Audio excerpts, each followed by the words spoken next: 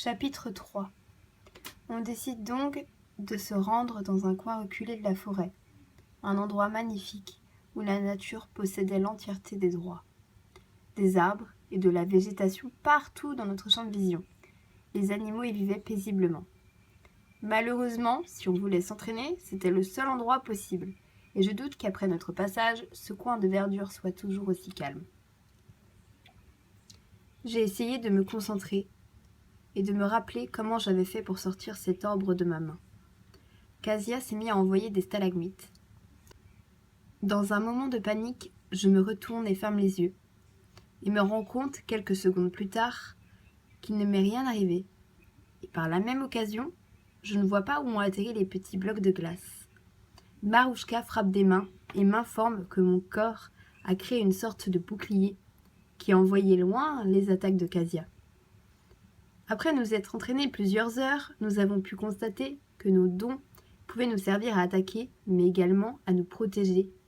Pour l'instant, on n'arrivait pas à le faire sur demande, mais uniquement lorsqu'on ressent une émotion forte ou que l'on se concentre sur un souvenir éprouvant. Ce qui ne me rassure pas du tout est si une situation stressante se présentait à nous et que par mégarde, nos pouvoirs blessaient quelqu'un. Je crois qu'il y a encore beaucoup de travail avant de pouvoir réellement envisager d'aller voir le conseil. Après cette journée éprouvante, on a décidé de manger toutes les trois, de sortir faire une activité entre filles. Nous discutons de notre entraînement. Nous avons également évoqué le sujet d'Aiden. Il a récupéré progressivement, mais je ne me voyais pas aller le voir à l'hôpital.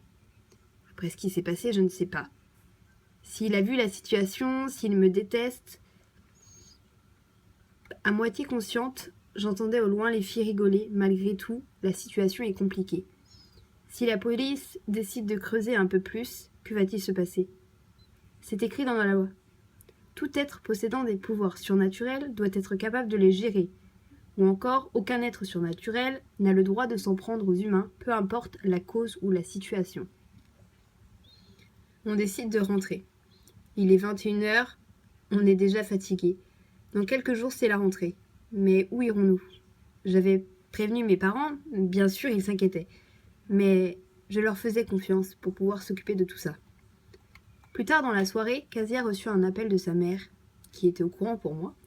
Elle nous a informé que dans un futur plus ou moins proche, une guerre a éclaté, et que nous serions en première ligne, mais que certains d'entre nous n'en sortiront pas vivants. Un peu stressante cette révélation. Comment ça, une guerre? Serons-nous les méchantes? Mais surtout, quand? Mais qui va mourir? Il fallait qu'on se prépare, mais surtout qu'on trouve les autres chevaliers légendaires. Après cette semaine riche en émotions, où on s'était entraîné dur, après avoir appris une potentielle guerre, il était temps de rentrer, car dans 2 mois, c'est la rentrée des classes.